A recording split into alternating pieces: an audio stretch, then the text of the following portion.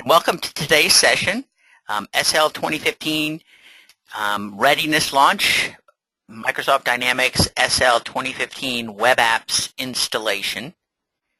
I'm Joe Carroll, the Program Director of Dynamic Partner Connections, and I welcome you to today's session, and I welcome today's speakers, Mark Asmus and Jeff Suen of the Microsoft Dynamics SL team. As usual, we're going to talk a couple of minutes about Dynamic Partner Connections, and then we'll get right into today's primary topic. But DPC, or Dynamic Partner Connections, has been now around for just about a year, and our mission is stronger than ever to improve the success of the Microsoft Dynamics partners through community. Our mantra is just the same as it has always been: raise the tide for the entire Dynamics ecosystem. And that's all about partners helping partners, partners providing best guidance, best practices, sharing their experience and their knowledge for the betterment of the entire ecosystem. Because when that happens, each of our individual organizations are improving. We deliver our programming through community, competency, and advocacy-based topics. Today's session is all about competency and getting ready to help you and your customers implement the web apps for Dynamics SL 2015. Today's session is being recorded, and if you want to view this or other sessions, obviously you were able to register, but I encourage you to go out to the website. And we have this great website that just started this year. It's pretty intuitive, but there are some catches. Obviously, you were able to register for today's session, but if you go out and you tag SL at the top of the webinar screen, you'll see a listing of all the upcoming events or the topics that are germane to the Dynamics SL partner community. Earlier today, we held a session on blogging and social media activities and marketing and demand generation. Later this month and into next month, we'll have more sessions on the SL 2015 launch and preparedness and competency for your organization. All of the sessions are recorded, and I encourage you to go out, use that same tagging feature, and look up previously held SL sessions. Jeff Suen's been really great in taking advantage of the Partner Connections webinar facility. We've been holding sessions about once a month, and there's a whole library of pre-recorded content out there that you can check out. But as we move to the future, we want to gather some information. So since you're on the call, we have a captured audience. I'm going to do a couple of quick polls about what you'd like to see in the future. And on your screen right now, you should see a question: which topics are you interested in for future Dynamic Partner Connections events? Do you want more Dynamics product training, core Microsoft product and technology, professional certifications for consultants? That would be training, designations, badges, testing, etc. Industry and vertical market training, sales-oriented as well, or demand generation best practices in today's market, such as the earlier session today. If you weren't on that, go out to our website. We record it. It's about a 50-minute session. It's really got some great topics. Okay, well, thanks for answering those questions. It looks like a good preponderance of the folks voted. I'll give you another second or two, and then we're going to close this down.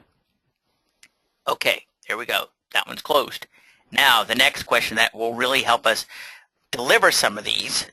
Our community is about partners helping partners and Microsoft helping partners, but the whole ecosystem. We really do depend upon our voluntary members to speak. And the question is, would you be willing to help lead future webinars or other topics? If you'd please let us know, especially if you are interested in doing that, or you're not sure if you have the right background, but you might be interested, please check those boxes right now. And I'll be contacting you as a follow-up to this to figure out what makes sense if you could speak on future webinars. So again, thanks to everyone for who has voted already. And I'm going to go ahead and close that down in about 2 seconds. Speak now or ever hold your peace. And there we go. Okay.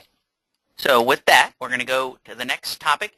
You're going to hear more about this from Jeff, but I encourage everyone to please register for an event that's going to be coming up in just about 7.5 weeks, March 15th in Atlanta, prior to convergence.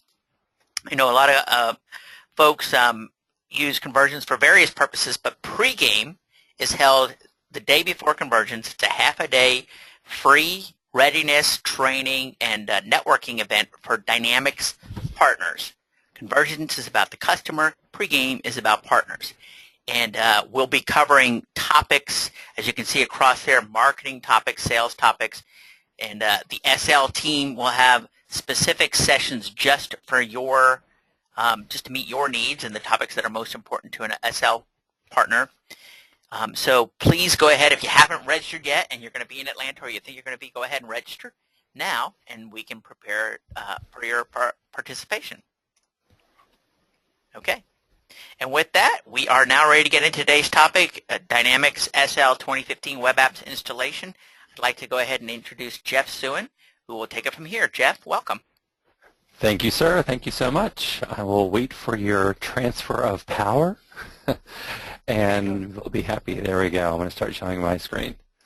So first of all, as always, thank you guys so much for coming out. We greatly appreciate you coming out to these sessions. It has added, Joe's group has added a great dimension here for the Dynamics SL team to be able to get to the partners quickly and on timely topics that are available to us. Definitely the information that Joe asked for, we're definitely looking for new things. Obviously, we've got a lot going on this year. We're getting ready to release some new versions of SL this year, one of them being SL 2015 Web Apps, and the Web App version CU1, which we're actually going to add some new features, which we'll briefly talk about today. We talked about that last week or the previous session, so if you want to learn a bit more about that, please feel free to go back to that previous. But I do want to promote this pregame idea.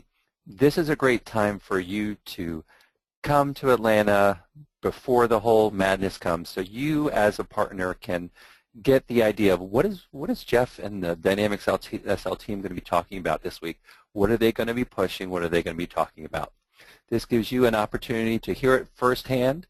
You'll see some demos. We'll talk about some things that are happening so that when you get there and you go to the general sessions or the roadmap sessions and everything, you have already have the insight and are ready to talk to your customers about that and start moving them forward. We're doing a partner panel, which was really popular at our last event. Just a way for us to catch up, talk about things that are going well, things that you need assistance with, and to share as a group of partners, some best practices and so forth. So as Joe put it, starts at 1 o'clock on that Sunday the 15th. I will be there. A group of us will be there as well to talk to you about this. So definitely start registering today. Get yourself on there. Get yourself registered. There's great SL content. There's content beyond SL as well. So if you are bringing a couple of people to the event, you have a great opportunity for them to view. And as Joe said, this is free. It's the right price, right? So with that, enough of the sales on that. Let's talk about what we're going to talk about today. Now, I've brought, if you are familiar, hopefully you're familiar with Mark Asmus. He is the support manager. Mark, and if I mess it up, I apologize. But Mark is pretty much one of the guys that I work with a lot when we give presentations on SL 2015. He's great knowledge of it. And what we're going to do today is he's going to talk to you about all the prerequisites and installation and so forth. He's going to talk to you about the things you need to think about before you install and walk you through some of the ideas of what's going to happen.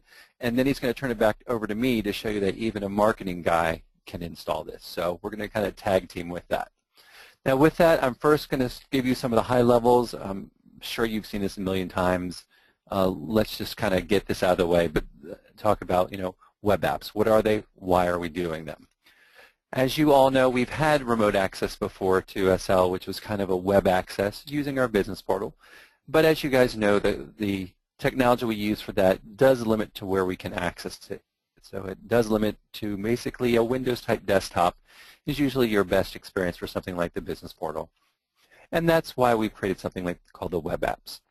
It allows us to access it on our desktop as well as a tablet and a smartphone. And yes, I can say things like iPads and Android tablets or Android phones. All of those things are available to use with our web apps. Now, our first focus, as you've probably heard me speak for the past year about, is on those project roles, which, if you think about the business portal, Who are the main users of the business portal? Well, that's usually your project roles, whether that's one of the items you see on the screen here, time entry, expense entry, approval, setting up things, looking at the projects to get an idea of where you're at. So that is our first role that we focused on. Now, as far as what do I need? Well, Mark's going to go through a lot of this here. I'm going to give you my quick little demonstration of system requirements that I do through a graphic way. I think he's going to do it again, so I'll keep quick to it. But as far as what does a person need to put web apps in, well, they need to be on one of the later versions of Server. So that's 2008, R2, or 2012 as of today. On that server, you're going to run IIS, and you're going to install 2 websites, one for the web services and one for the web apps, and we'll go through the details on how to do that today. And then on the other side, we're going to assume that you have you have SL 2015 set up, running on those similar IDs, at least having Windows Server, SQL Server 2012 or 2014, and that you've got your system set up to have SL 2015 up and running on it. Now, we also require, if you're going to use any of our reporting features, that SSRS is installed and set up, so you need to have that, and that can be either native or in SharePoint mode. And what we'll see today is how to set these, install these, but basically what's happening is how do you access these? Well, you access the web apps by going to a website. This website can be accessed from a desktop, a smartphone, a tablet, any of those places, and that's the great thing about it is it's accessible on multiple different devices. All we require is that you have some type of setup where it is a device that supports HTML5. Again, we've talked about this last week in the setup, and again, Mark will go into this, but you do have numerous options on how do you want to deploy web apps. We're very familiar in the past with Business Portal. There were some strict restrictions and things that we didn't like that you had to do. This is just to show you as a simple example the many different ways you could set it up. So you could have web apps and web services on the same box, which is the demo we're going to do today just for ease of demonstration. You could put your SL database and your web services all in a secure zone and then hang the web apps outside of that. Have multiple installation of web apps. You have that full flexibility there. Again, as I said, all we're requiring for device is that you have a browser on that device that supports HTML5. That's it. So that means we can run on iOS, Androids, Windows, even Macintosh desktops. Things that we could never hear me say before are now possible here using these web apps. And they're built to be responsive, so if I'm running it on my phone, it will go ahead and shrink the screen to make it fit into that area. And when it's running on something that's larger, it will adjust to the size of the screen as well. Now, what can you get today? Well, hopefully you guys are familiar with this and heard this already. Again, in 2011 SV2, we added time, expense, approvals, and project analysis. And then with SL 2015, we added the items you see below. Project maintenance, being able to set up the project. Communicate, being able to view and send messages or take action on messages around your projects. We added doc approvals on top of the other approvals. Delegating your approval and budget approvals, as well as adding the quick query feature.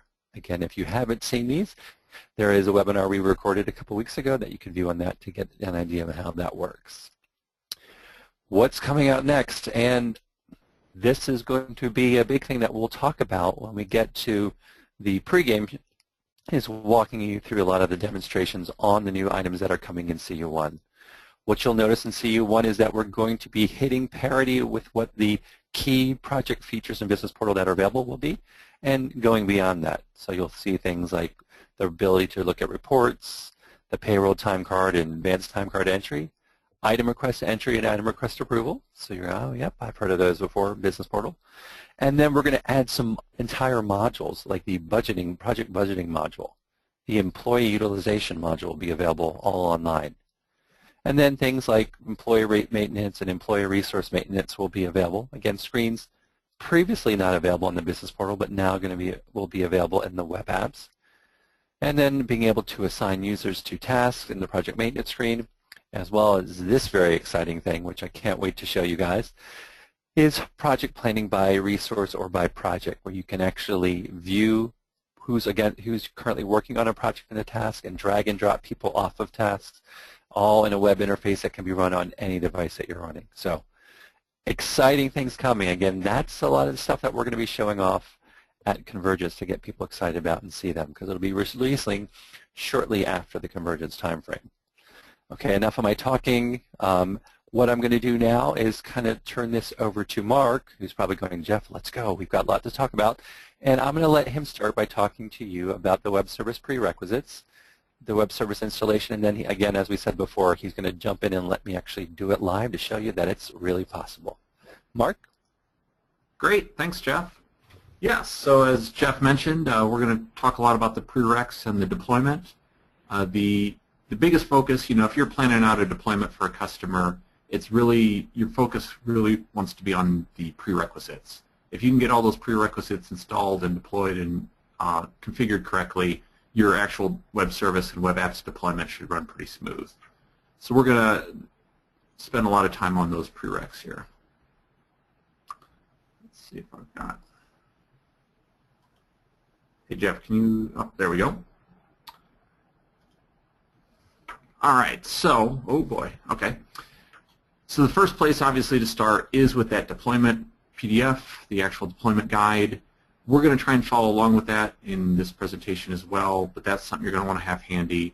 There's been a lot of improvements to that.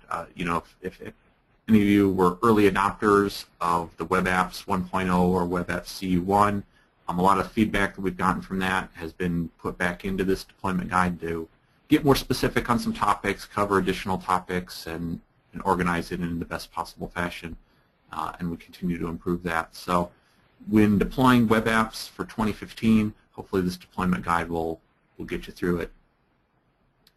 The components, again, we want web services first. We want web service prereqs and deployment, then web apps, prereqs and deployment, and then we got some SQL scripts and some configuration to do back in the database. Here's a nice handy little chart here. Hopefully you can read it okay on your end. Otherwise, again, you can check back and look at it in the recording of this, or I believe the PDF of this slide deck will be available after the fact as well. But what this neat little graphic is trying to do is show all the possible connections between your different servers.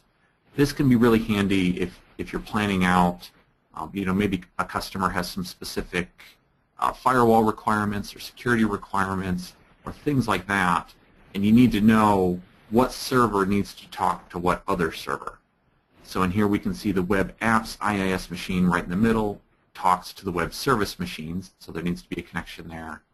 The web service machine talks to the SQL machine, so there needs to be a connection there. The end users can talk to the web apps machine only, they don't talk to the web service machine directly. So it gives a nice list of all the possible connections there. Okay, onward. Prereqs. For web services, as Jeff mentioned earlier, you're going to need a Windows Server 2008 R2 or Windows Server 2012. It does technically run on Windows 8. If you wanted to set up a down and dirty demo or something, you could get it going on Windows 8. But really, for a production environment, you're going to want a server. You need Windows authenticated databases in SL. The old style SQL Server authentication, not really compatible with web services. So you need Windows authentication. If you're going to be deploying the 2015 web apps, you need to be running SL 2015. It's kind of a one-to-one relationship. If the customer is still on SL 2011 SP2, you're going to want to run the version of web apps that goes with that, which is Web Apps for 2011 SP2, otherwise known as 1.0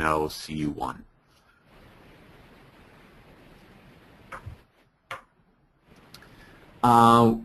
Web services and web apps both require, they run on top of IIS, Internet Information Services. It's kind of an included component of Windows Server. You're going to want SSL enabled. Web services requires SSL. And web apps, it's probably a real good idea to have it. You'll need MS Deploy.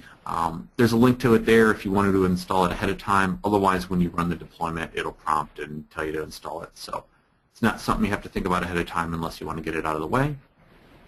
And you're going to need some sort of SSL certificate. So, ignoring SL, ignoring Dynamics, any SSL website, any secure website requires a certificate, and web apps and web services are no different. So you're going to need some sort of certificate. We do get a lot of questions on the certificate topic. A lot of that, I think, is kind of new because a lot of people may have run Business Portal without certificates, or maybe they didn't, because it wasn't really a requirement. But for web services, it is a requirement, and web apps, it's a very strong suggestion. So if you're not familiar with SSL certificates or how they work or anything like that, that might be a topic to brush up on a little bit.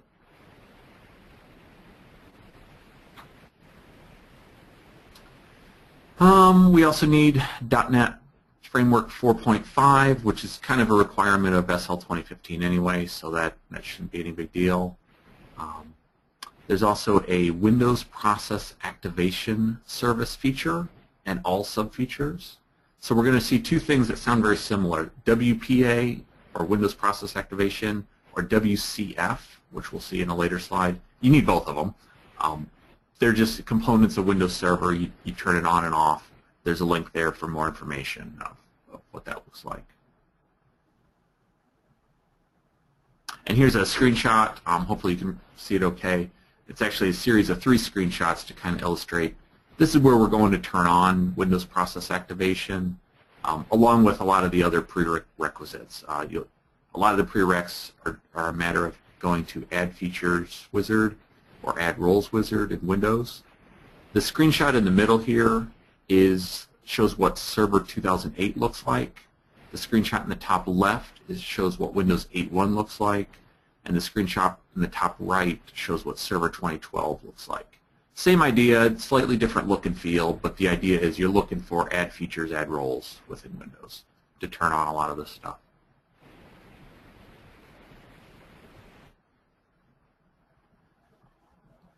And here's the other acronym that I mentioned earlier, WCF activation feature.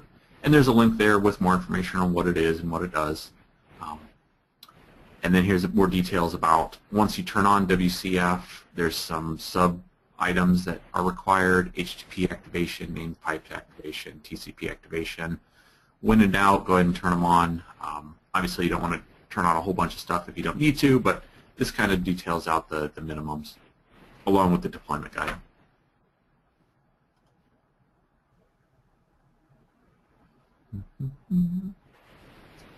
Okay. Oh, and here's another screenshot just showing that how that WCF ends up looking. It's actually a subset underneath the .NET Framework 4.5 components, so if you can't find it, that's where to look. And again, it's in the Add Windows Features, along the same place as a lot of other items that you're going to need to turn on.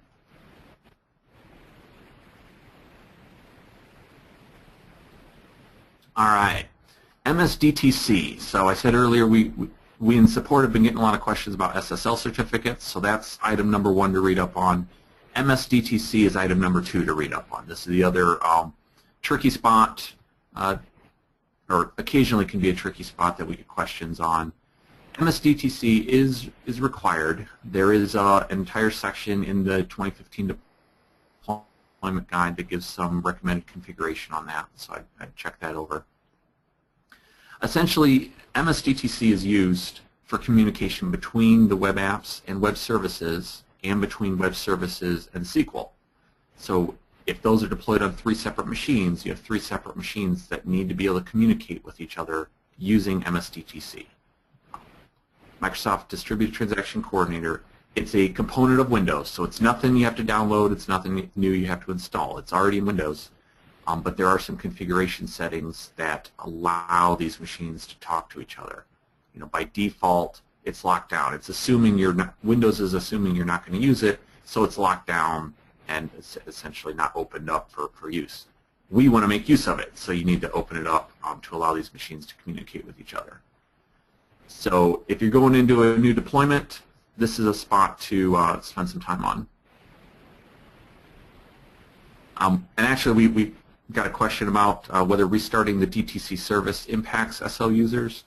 It kind of does. It wouldn't impact users in the rich client, the actual 32-bit EXE screens. They don't use the DTC, but it could impact users of web services or web apps. The the main places we use that is for, you'd notice it in places like saving expense report line items, completing approvals, some of the more complex spots where there's a lot of SQL activity and back and forth, MSDTC gets used.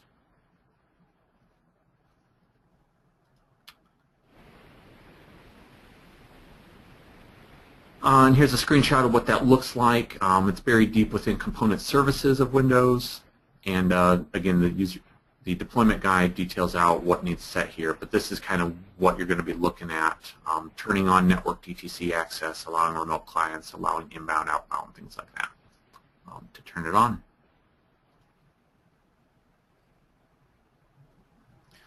Okay, now onto a real easy one. You need web services. You need a registration key. Customers need to own it to be able to use web services. It's a WS key. Needs to be unlocked in the registration screen. Easy enough. And there she is. So there's an example of how it looks in the demo, and it just needs to be unlocked, item number WS. One more note on that. If you don't have it unlocked, it lets you deploy everything okay, but the first time you go to use anything, you'll get an error message saying web services is not registered. It should be pretty clear if it's not registered. You'll get a pretty clear error message. Removing existing web services. If they happen to use the older versions of web services, you do need to uninstall them. And by old, I mean 2011 Feature Pack or the very first 2011 Service Pack 2 release.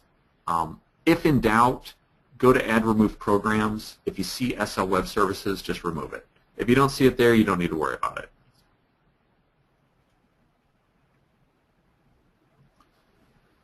Other things to think about ahead of time or during, web services and ultimately web apps are going to run in IIS. IIS websites run under an application pool, and you will need a Windows user to be the identity of that application pool. So when your website spins up, it needs to run as a Windows user, and that is your application pool user. So you'll need a domain user to act as your application pool. You can use the same one for web services and web apps, or you can use a different one if you like. It doesn't matter. Your choice. I see most people just using the same user, and that's fine. When you set that user up, that user does need some special access rights within SL, and the trusted, I think I got a screenshot, here she is, the trusted web service account maintenance screen is used to grant those rights. So again, we get a few questions about what exactly is this screen, trusted web service account maintenance. That's in SL 32-bit over in administration. This is just for your application pool identity. So whatever user is running the web service, whatever user is running web apps, that's the user that needs to be in here. You don't need to set up all of your end users in here. So for most people, it's going to be one user, and that's it. And the screen only has one field. You type the domain/username in, tab out, hit save, and you're done. You don't want to skip this step, though, or try to work around the screen. You really want to use this screen because it's going to ensure that the user has proper access rights.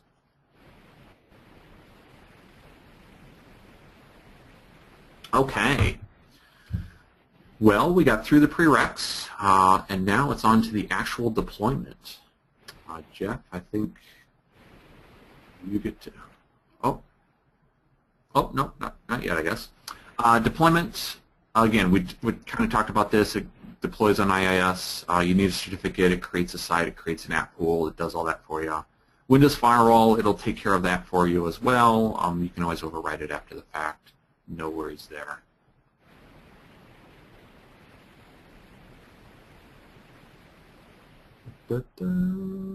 Hey, oh yes, this is a good slide.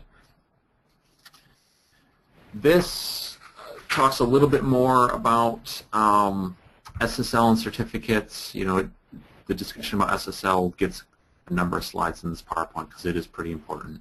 A thing to note is the URL that's being used to access web services needs to match how the certificate was issued. And what I mean by that is if you have a certificate that was issued to mycompany.com, then the URL for web services better be webservices.mycompany.com. It can't be webservices.somemachine.local. That's not going to work. So your SSL certificate needs to line up with the URL that you're using for web services. Again, application pool must be listed in trusted web service account maintenance. We showed that earlier. Again, reiterating, need to be able to get to that web service without getting a certificate error. And before you deploy, I think the deployment guide talks about this as well. If you're going to have web apps and web services on the same machine, probably want to pick a port other than 443 for web services. Since web services is staying internal, there's really no reason to gobble up the default port of 443. Leave that available for web apps and pick some other random number for web services.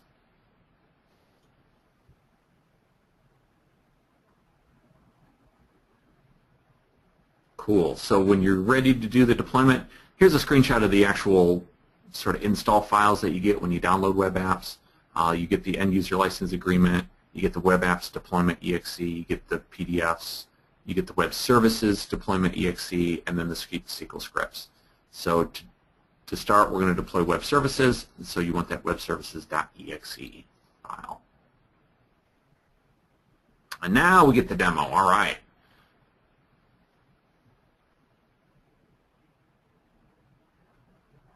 All right, so Mark has shown you just how all the fun prerequisite stuff, so I just get to come in after the fact, right? That's the important part, right? So Mark's going to listen in and make sure I don't miss anything. Absolutely, yeah. What I'm going to do is just do what he said. And Jeff, I was going to say you got to have the smart guys there to make sure that you do it right. Of course, well, it makes me look good. That's the important thing. All right, so. Well, and if you do all the prerequisites, the deployment should go. Exactly. Believe me, Mark gets many calls because I deploy this all the time. Now, here's an interesting thing that we're not used to thinking about doing is, as you can see, I've already got web apps and web services all installed and set up. But this is something kind of new for us, is the fact that I can go ahead and deploy this as many times as I want. So what does that mean? Well, that means Mark says, hey, let's go install it, and I can just go say, sure, I'll show people how easy it is to install it. The thing that I really like about this whole process is that when they built it for Jeff. Okay. And you might say, what do you mean by that? Well, they built it with the understanding that Jeff's not going to remember how to set up app pools, how to do all that stuff. And they're 100% correct. I don't know how to do all that stuff quite well, and they built it so that Jeff can deploy it multiple times. And I apologize, my screen is not. There we go. Now we can see it. So we're going to go through the web services part. So again, Mark told you about all the files that are out there. The one that you're first going to want to do is, again, all the prerequisites. Again, if you're watching it, read what Mark told you to. And then when you're ready and you've got everything out there, okay. Let's see, what did I do wrong here? Oh, I apologize. I still have it open from a previous demo, so I apologize. All right, let's go ahead and run it.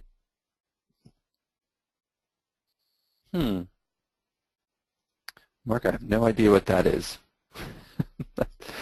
Have I caused trouble from the beginning? That's great, isn't it?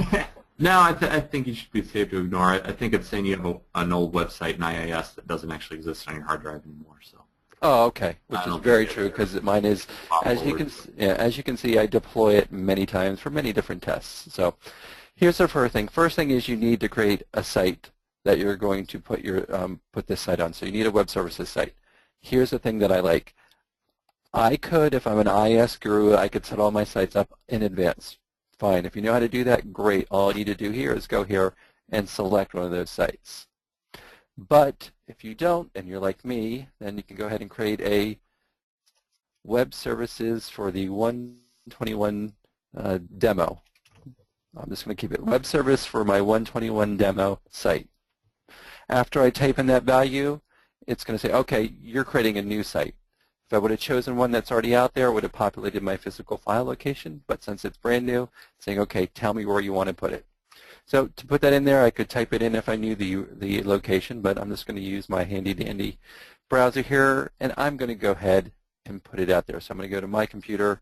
Now, I don't know if I'm a purist, but I go by the idea, let's always put it where everything usually lives. So I'm going to put it under my inet pub directory, which is usually where IIS information is stored. And I'm going to go to www.root, and I'm just going to make sure I remember it. I'm going to make a new directory. So WS121 demo. All right. So I'm going to click that. And so what I've told is I want you to create me a brand new website. This is a name. This is where I want you to store the files. Now, as Mark said, when you install, it's going to default to, well, most places it's going to default to probably 443. Make sure you're not using 443 for your web services. I've done this a million times, and my image is so crazy that it's looking at what's the most available, and that just happens to be it. So most of the time, that's going to be fine. Again, don't use 443 because you'll probably want to use it for your web apps, but you are free to adjust it, make a change to it, move it up, move it down, type in a value. So we're going to go ahead and leave it on. I guess there's an option here, Mark, that you wouldn't use an HTTPS port. I don't think we would recommend it because you definitely want it to be a secure connection. After I choose this information, I click on Next. All right.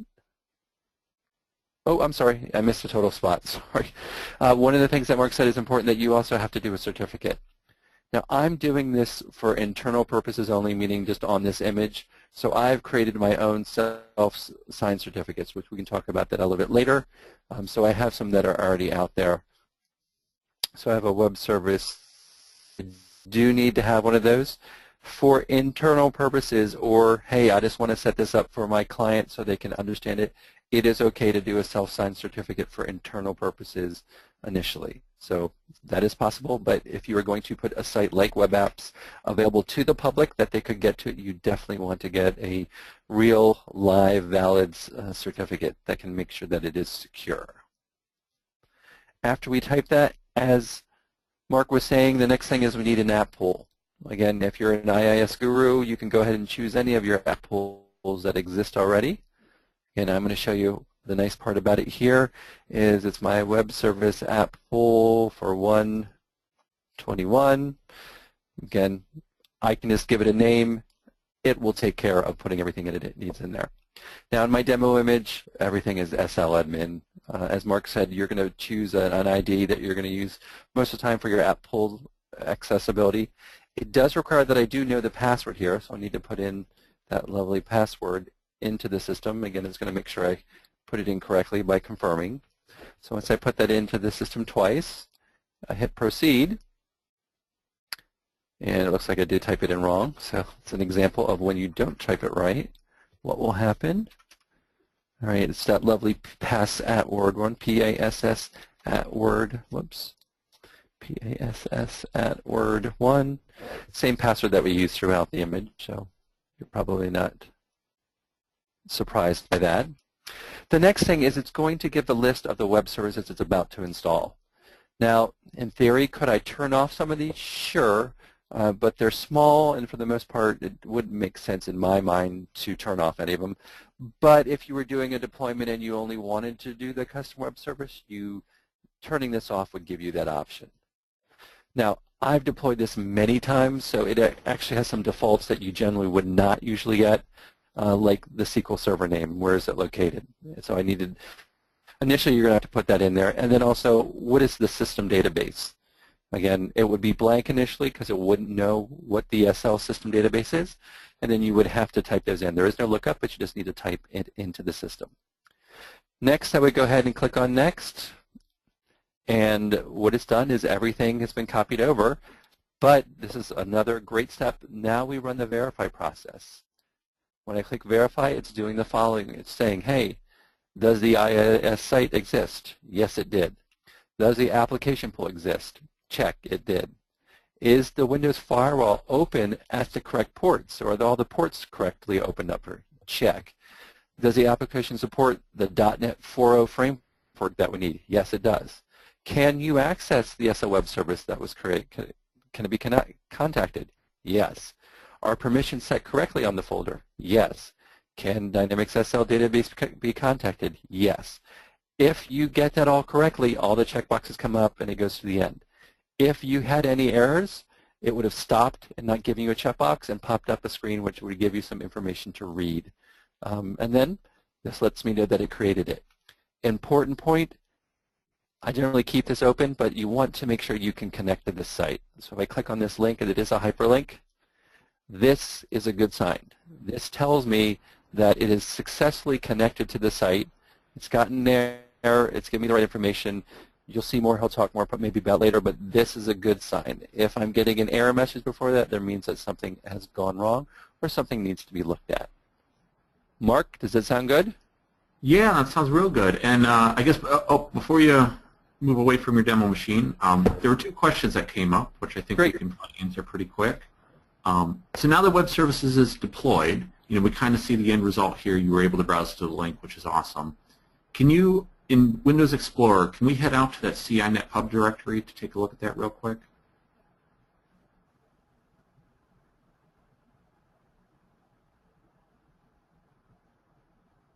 www root. And I don't remember which. Just pick any of them. Okay. I called it something really unique. On site. Web services. Down the one for today, 121. There it is. Perfect. There it is. So cool. So here's what gets created during that deployment. All the files that are needed to run web services are self-contained in here. There's no registry keys. There's no mystery DLLs hidden away in some directory somewhere. So this is a very nice departure from what you might be used to with like Business Portal, really a lot of apps that are out there. Everything is needed is self-contained in this directory.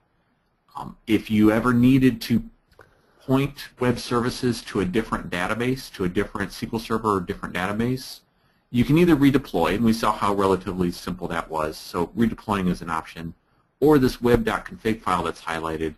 That's just a text file. Way at the end, we can see, yeah, perfect. If you scroll way to the end, we see that's how it knows where the SQL Server is and the name of the system database. That's the only place it's stored, so you just need it updated there, save, reboot, restart the site, and you're on your way to a new SQL Server. Again, much simpler than what you might have to go through if you had to move it around, even just for SL Rich Client or for Business Portal or for other products. So this is, you change it there, you save, or you just redeploy if you don't feel comfortable editing the file. No big deal. The other thing to note, if you go ahead and close out of here, which we kind of noted earlier, but if you go up a folder, you'll see Jeff has lots of different sites here, lots of different web app sites and lots of different web services sites. They can happily coexist alongside each other. And these sites can even point to different SQL servers or different databases. So it's very nice and easy to have. You could have a production, a live, a test, a development site, all on the same server, all running side by side. And because the files are self-contained within those folders, they're not going to run into each other. Cool. All right, onward. So I'm going to click through these since we just did them live, and again, we'll make a PDF of this whole deck and send it out there and put it up on the site for you guys to view later. Mark, back to you. Cool, yeah. So onward to prereqs for web apps. It shares a lot of the same prerequisites for web services. So if you're putting web server, a lot of this will already be done. Otherwise, you might have to, again, back in Windows, add features, add roles, do some work in there to get IIS and things like that configured. Again, so a lot of this looks familiar. Again, you need .NET Framework 4.5. You're going to need web services. You need to do web services first. You're going to need a Windows Server operating system. Again, it does work on Windows 8, but I wouldn't really recommend that for anything other than a kind of a test or demo playing around with Type Machine. Note the note here, which is Server 2008 R2 without the service pack is not going to work. And it is detailed in the system requirements. But a lot of times, and I'm absolutely guilty of this, when looking at system requirements, I kind of overlook service packs. I don't really pay that close attention to it. But here's a case where you really do need to pay attention to it because it does make a difference. If you don't have Service Pack 1, Web Apps doesn't work. You'll just get an error. So don't miss that step because that's it's a real easy fix, but it's hard to find if you don't know what you're looking for. So just double check those system requirements guides ahead of time.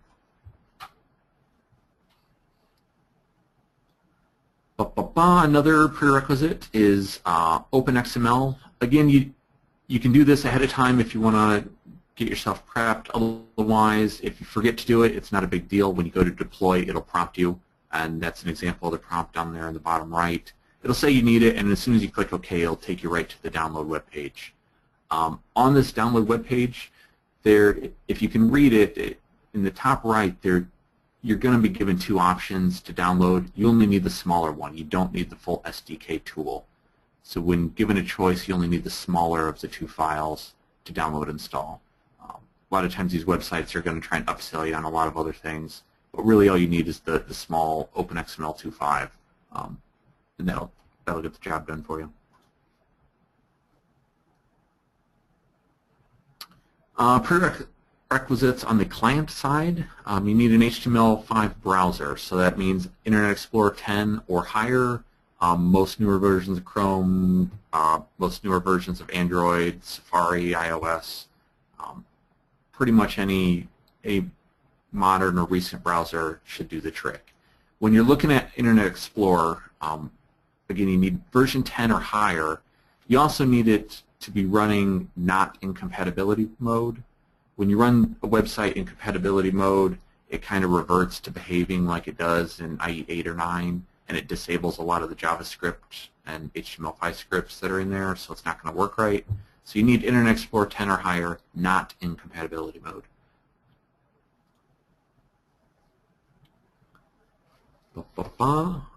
See, that was easy. Prerequisites, check, because there's a lot of overlap. On to the actual deployment. Again, you're going to want, back in your program files, you're going to be looking for that web apps exe file. Looks a lot like the web service, only it's designed in a very similar sort of way. And boy, we made it to the demo already. Exactly. All right. So let's jump into that. All right. So again, everything that you did for the web services makes this a much quicker process, obviously for the web apps, because, well, it's already been, all the prereqs for the most part have been done except for that one. So let's go through the web apps. So we did web services already. Let's do web apps. All right, here we go. This one's different. You do actually get a URL here that you have to, or EULA, excuse me, that you have to approve. So make sure you read this verbatim, and then you can take the test on that to make sure you understand exactly what it means. I'm joking, of course. And this is another one because, again, I've been messing with my system, so obviously that's not true. All right, so here we go. How do I do this? Well, you're going to see a lot of the same things that we did before. The first one is, I'm going to call this Web Apps 121 Demo.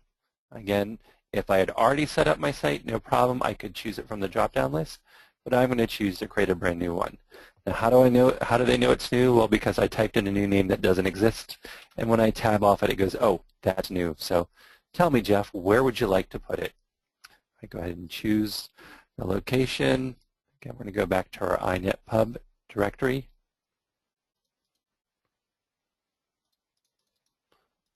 And under inetpub, I like to put things under my www root. And I'm going to call it Web Apps 121 Demo. And click OK. So now I've got my site, and now I've told it when you create that site for me, here's where I want you to put it. The next is my port number. Now, this is, if you have installed this before, this is something that was new that was added to here, because this port number is going to be important to us going forward. So Mark, this port number, is this going to be the port number that is used for my quick query, or is this a port number that's used for something else?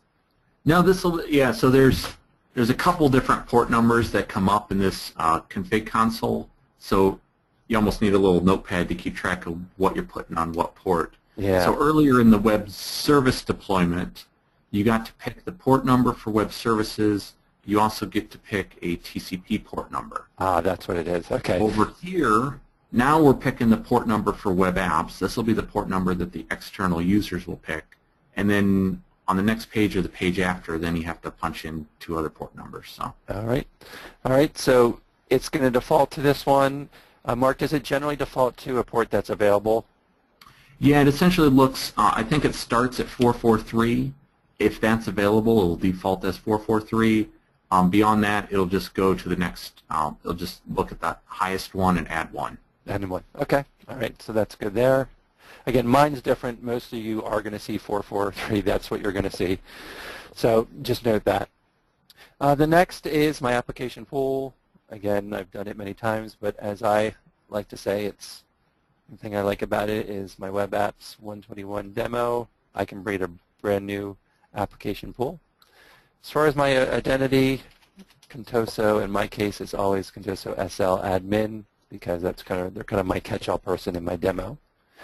So if you're working on my demo, you probably would use the same person. And then we'll go ahead and make sure, see if Jeff can type in the password correctly twice. This is kind of a test for him. All right, after we type in that information, did I do it? Yes. All right. So here's the next thing, is it's going to say, okay, tell me, Jeff, where are those web services, those lovely web servers that you installed? Where are they located? Well, a lot of times people forget this, but I like to, and Mark might change my mind, but I like to leave this open in case I forget it, or I forget, oh, where is that site? You know, I might have left it up. And so here's a little trick, is it's going to take you to this specific location, and then you can click on the link to make sure it's getting you in there. But what it's looking for is, well, where are your web services located? And where they are located is this first part. It's the HTTPS location up to the port number that you just that you selected when you were doing your web services installation. So if I highlight and copy up to there, that's what it's asking for in this particular case. So saying, where's your web service? That's what you need. You need up to the port number. You don't need beyond it. You just need up to the port number. Now the next thing it shows on the right is, what is your TCP port number that you want to put things on? Now this is one that is important for people that are going to be deploying quick query. So, and we'll hold on to that one, but basically you should be grabbing the next available port that's available, whatever it is. Or again, you could manually change it or type in the value that you want to use as well. Now if you install the older ones and not the newer ones, this screen does look a little bit different. Let me talk to you about why.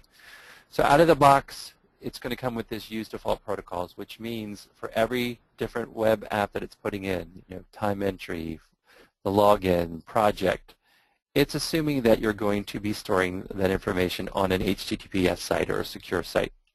But you also have the option to change it to TCP/IP. What does that mean? Well, let me turn off this default just to show you what I mean. So for each of these different web apps that you're deploying, you can choose where to deploy, either to a HTTPS site, to a TCP site, or a named pipe site. So you have the option to change where these web apps sit. So many different, you didn't have this kind of flexibility before, but you do have this now with the web apps to be able to put them where you want. Now, I'll let Mark talk to that, but basically from what I understand is HTTPS is generally what you're going to use for most of the screens. Now, if you get a screen that's going to have a lot of high volume, TCP can provide you some benefits, and that's why we usually a lot of times default quick query to TCP, because it can require some additional things that, and some more data going back and forth with your quick queries that, you know, you could still make an HTTPS site, no problem, but in general when they're testing it, it appears that TCP sometimes is faster for that. Mark, do you want to speak to anything on that? Yeah, I think that covers it. You know, just by going straight to TCP, you just kind of cut out some of the overhead. You know, so why wouldn't you always use that? You know, the downside is, and it actually attempts to explain this off on the right on the screen. There's a little bit of text there. I don't know if you can read it at home, but it does attempt to explain the difference between the three and when you might want to consider using the three. It mostly has to do with how the network's configured and where these sites are. If web apps, web services, and SQL are all in the same box, then you can pick whatever you want. But if they're on different machines, but in the same domain, you can pretty much pick TCP or HTTPS. But if you're going to start getting fancy and deploying web apps outside of a firewall and web services inside of a firewall, you're probably going to want to stick to HTTPS. But really the idea is, if depending on your network configuration, TCP cuts out a little bit of overhead and can improve performance a little bit. Excellent. All right, so before we hit proceed, it takes us forward. It's gone ahead and copy things over. And just like we had in the web services, we had our verify button, which will go through and verify, again, all the things that you see on the screen, that everything worked correctly. Oh, that's a good one. This is one that I happen to get every once in a while. So this one is, I think if I'm not mistaken, it has to do with my TCP IP ports not being quite set up correctly on my image. So what I do sometimes in that case is, and Mark can maybe speak to, or we can talk later, he can tell me why that broke, but sometimes that happens on my image as well. Sometimes I don't think my TCP on this image has been messed around with for many years, so I think that's part of the reason. Mark, any thoughts on, I hate to ask you right off the bat, what might have happened? So what happens is if you hit back, and actually this was kind of a nice demo, because so the upside of picking HTTPS is it's a lot less picky.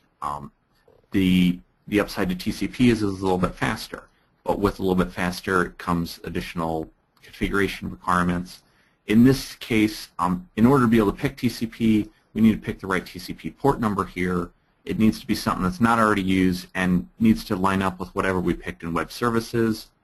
I forgot to write down what we picked in web services. I completely forgot that. You know, and in talking about all these ports. So would it be? So there you are. So I didn't write that down, but 32850. So it's that other one, TCP port number there, 32850. So that's what it needs to be? Yep. So they need to line up, and it needs to be something that's not already in use by something else. And so if you hit proceed, fingers crossed it'll pass, and maybe not. So the other scenario is just because it's not in use by IIS or just because it's not in use by web apps or web services doesn't mean something else in Windows isn't using it.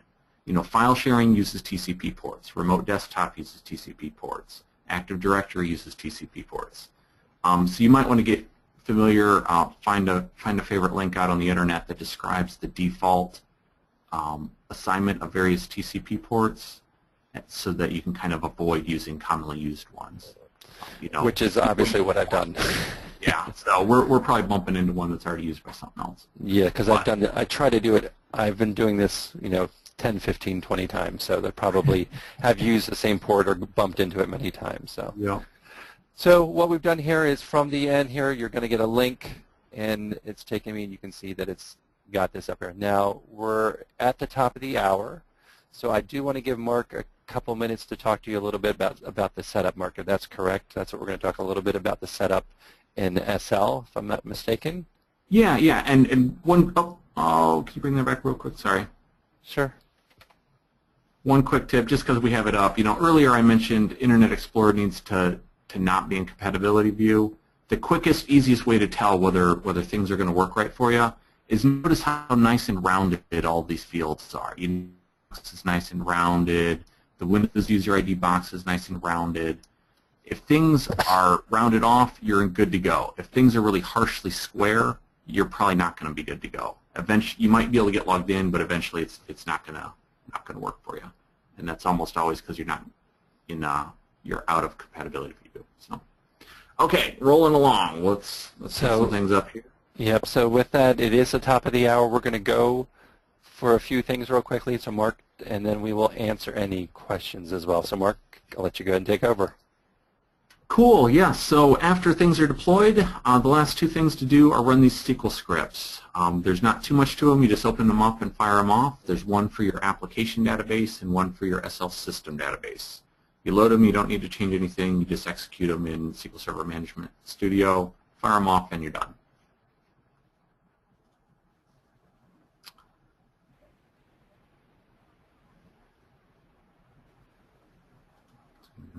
Maybe. Hey, there we go. So here's a quick example of what that looks like. You just load it up, fire it off. As long as you don't get any errors at the bottom, you should be good to go. It's just updating and recreating a couple views in procs, so it's not really changing any data on your database, so you don't have to worry about that. Next thing, in order for people to actually get in and use web apps, they need to have a login. The logins, if you're used to Business Portal, you're used to setting up a whole separate Business Portal login account within Business Portal and within SharePoint. Web Apps reverts back and uses the SL users. So in SL user maintenance, in regular screen you're used to, those are the logins that it uses for web apps as well. So each user does need to be an SL user ID, but you don't need to grant full user licenses to all these users. You don't need to grant them rights to log into SL, rich client. So you don't need to worry about user licensing or things like that.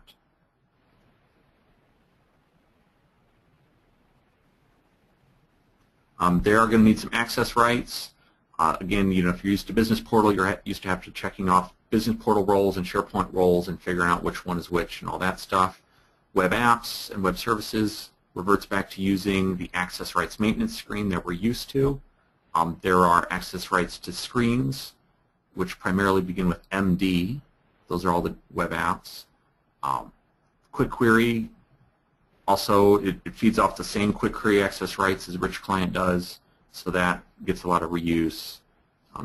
The deployment guide and user guide goes into more detail about exactly which of these screens you're going to need rights to be able to use specific things within web apps.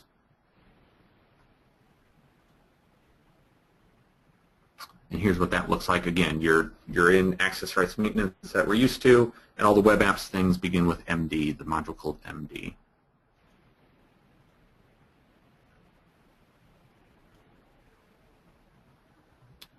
Let's see.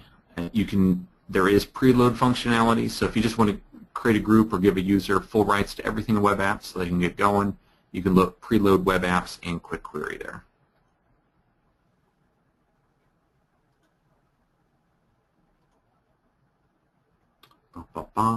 There's also a web service tab in access rights maintenance. Now you have a few options here. You can pick and choose and guess what you might need. You could, the deployment guide also covers the minimums that you need for the web services.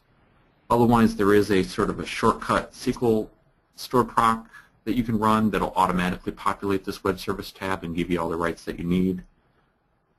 It is documented in the guide, but I think we have, here she is. It's a proc called Web Service Rights for Web Apps. After you set up your access rights to the actual screens, the md.whatever, qq.whatever, rs.whatever.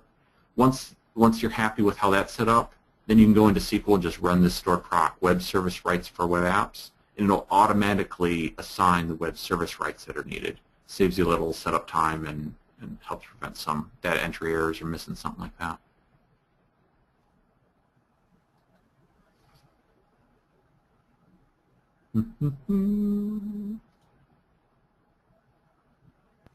And there's an example of that. You run it against the system database. It doesn't pick any parameters, so it's pretty good to go. Yes? Mark and Jeff, this is Joe. Just wanted to kind of alert folks we are at the top of the hour, a couple of minutes after the 1 hour session. I see a few questions coming in, and if you guys are okay, you're welcome to go a few minutes longer.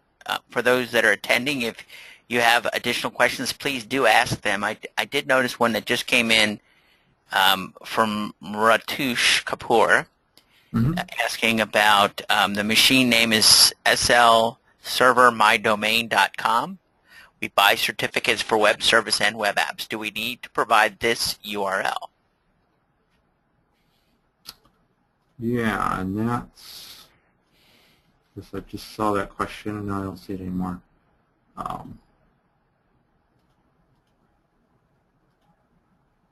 Yeah, I'll try and circle back and get to that here in a minute. But yeah, certainly if other people have questions, please feel free to post them out there. Yeah, so to actually answer the question, if you're going to buy a certificate, Do you need to buy one for both web apps and web services? Web services, since you're probably not going to expose that to the outside world, you could get away with a self-sign for web services and just buy one for web apps. Otherwise, if you want to buy like a wildcard certificate, that way, as long as your URL for web apps and web services both end the same way, so mydomain.com, so whether it's webservices.mydomain.com and webapps.mydomain.com, you can get away with the wildcard certificate there as well. But bottom line, no matter what you do, how you set it up, the URL you're using to access web apps and web services needs to match up with the certificate that you're using. Good question. Okay, great. And how much longer do you think you'll have to go? I don't know. We can hit it up here in just a couple minutes. Very good. Great. Cool. So this is all kind of after the fact stuff now. So things are deployed. You've got your logins created. You've got your access rights created. Your users should be able to get in and start playing around. At this point, it's things to start thinking about, such as, do you want Project Flex Time turned on? There's Project Flex Time. It's on and off. It gives a totally different look and feel to time card entry. So you probably just want to try both and see which one works best for you. Another thing to think about is line item approvals. Previously, that used to only be available to Business Portal. Now you can also do that in web apps, so it's something to think about whether you want to turn that on or off.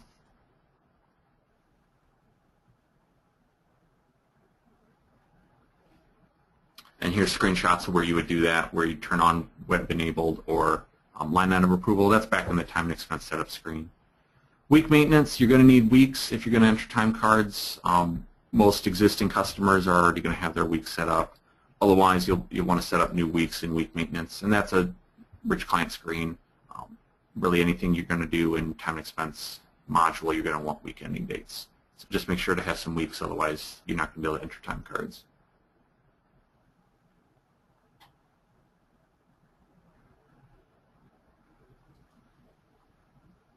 And there's a screenshot of what that looks like. Very good. Oh, there we are. Rates, employees. So we set up a web apps user in user maintenance. You then tie that user ID to a project employee in employee and resource maintenance. And you want to keep it a one-to-one relationship, otherwise it's not really going to work correctly. So for every web apps user you set up in user maintenance, you need to tie them to a single employee in employee and resource maintenance. That way the system knows what Windows user goes with what employee. And then you're going to want to set up a default rate so that as entering time cards, it has a place to default things from.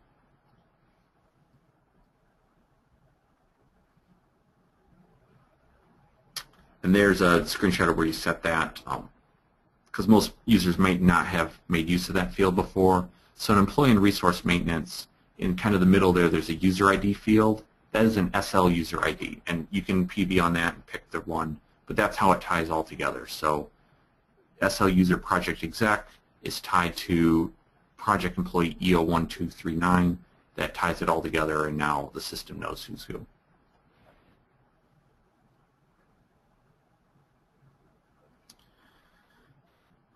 If you want to, there's a number of different tweaks. We showed that web.config file earlier. There's a web.config in the web apps website and the web services website. And the various settings, there's a number of settings you can set in there, and those are documented in the user guides. Probably something worth taking a look at. I don't think we'll have time. Yeah, we're not going to have time for this. But just something to keep in mind is report server. If you plan to make use of the Project Analyst functionality, Project Analyst is made up of a bunch of SQL Server reports, SSRS reports, hosted on a report server. So this utility deploys those. It's the same process if you're using Business Analyzer. So it reuses the same deployment tool, the same site, same everything. So. And it's primarily a click next type of configuration, so you're not missing much in the demo because it's primarily hitting next a bunch of times. I think at this point in the slides, these are just kind of extra little tips and tricks. I don't think we were really intending on covering from here on out. Instead, we included these slides so that if you want to download them after the fact, they'll be included in the PDF. But there's some tips and tricks, including things like creating custom themes, different SRS settings, and things like that. All right. All right. Mark, thank you so much, Mark. Let's see. I don't know if I didn't see any new questions. I think you had answered all the questions that we had. If you do have any questions after the fact, there's my email address, v-jsewin@microsoft.com. Always available. If I don't know the questions, I know Mark. So I can get you the answers to the questions. Yeah, so with that, sure. Thank you so much for your time. We appreciate it. Let's turn it back over to you, Joe. Thank you, Mark, and thank you, Jeff, for today's session. This is an example, I think, for anybody who's online or listening to the recording of the kind of information that you're going to be able to get at Pregame, also at Convergence, if you're going to go with or without your customers. I strongly encourage you to attend Pregame, attend Convergence, and as Jeff said, please go ahead and I see one more question out there from Steve Locke. Steve, we'll have the team go ahead and respond online if you can do that, but go ahead and register for Pregame or attend future sessions by going on the webinar schedule on our website and registering, and over the next several weeks we'll hold them for you. Yep, and look in the coming here, we have one on in customizing web apps, and we have one on the new project enhancements in SL 2015 coming up soon. Okay. Very good. Thanks, guys. That ends today's session.